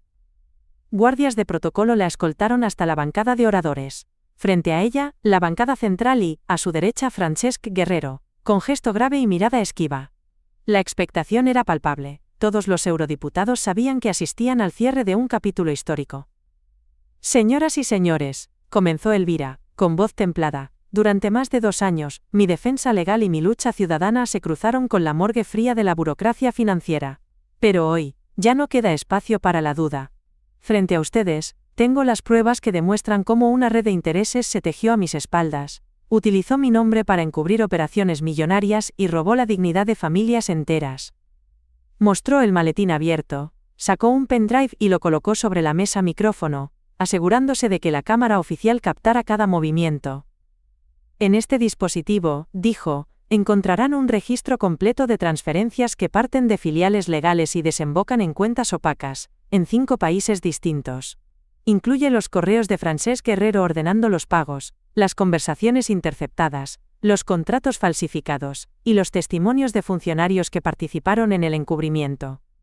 Un murmullo corrió por el hemiciclo. Guerrero inclinó la cabeza, incapaz de sostener la mirada. Elvira continuó. Solicito que la mesa preside inicie de inmediato una comisión parlamentaria de investigación con plenos poderes para citar a cualquiera, sin inmunidad que cubra delitos de esta magnitud. Y acto seguido, insto a los Estados miembros a arrestar a los implicados, políticos, banqueros, abogados y empresarios. Los asistentes guardaron silencio. Fue la presidenta de la Asamblea quien rompió la tensión. Se procederá conforme al reglamento. El pendrive será analizado por expertos forenses independientes y se convocará a los comparecientes en un plazo no superior a 7 días. Elvira guardó el pendrive y con cuidado volvió a cerrar el maletín. Gracias, susurró. Y sin más, se retiró. En el pasillo Guerrero la esperaba con el semblante devastado.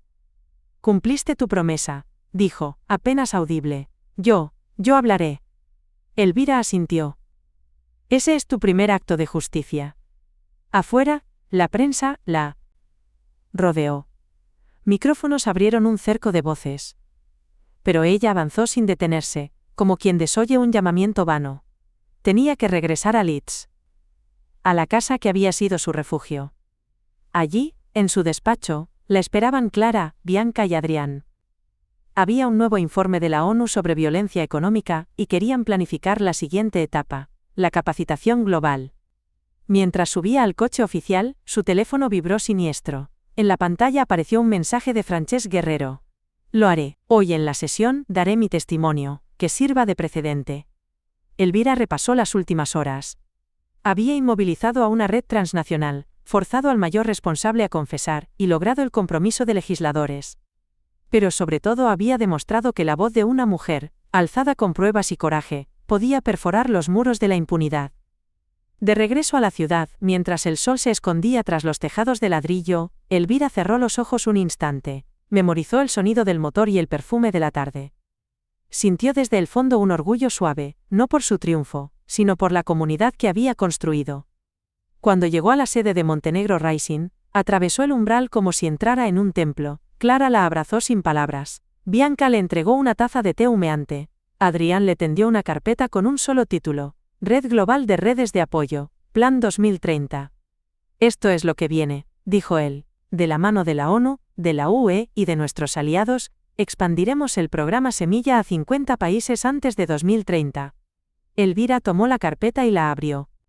Dentro, había una lista de nombres: mujeres defensoras de la justicia económica en África, Asia, América y Europa del Este, y en la primera página, una dedicatoria escrita a mano. Para Elvira Montenegro, que selló el comienzo de la reconstrucción. Ella sonrió, con la mirada húmeda.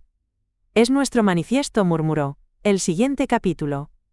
Esa noche, se quedó sola en su despacho. Encendió una lámpara de escritorio y desplegó el manifiesto de las victoriosas, que habían firmado juntas en aquel caserón costero. Leyó cada artículo, cada promesa, y comprendió que su papel ya no era solo liderar juicios y reformas, sino custodiar la llama de la solidaridad. Guardó el manifiesto junto al pendrive. Cerró el maletín y lo colocó en un estante, entre libros de derecho y poesía. Luego escribió unas líneas en su diario. Hoy cobré el precio de la verdad, y descubrí que el valor más grande no es vencer al enemigo, sino darle voz a los que fueron olvidados. Mañana volveremos a levantar el telón, y la historia continuará, porque ninguna puerta cerrada puede detener a quien lleva la justicia en su nombre. Apagó la luz, se levantó y caminó hacia la ventana. La ciudad dormía bajo un manto de estrellas. Por un instante, creyó sentir un susurro. La promesa de nuevas batallas, de manos extendidas, de un mundo que empezarían a reconstruir juntas. Y por primera vez en años, Elvira Montenegro no sintió miedo. Porque sabía que, mientras hubiera una voz dispuesta a levantarse, ninguna oscuridad sería eterna.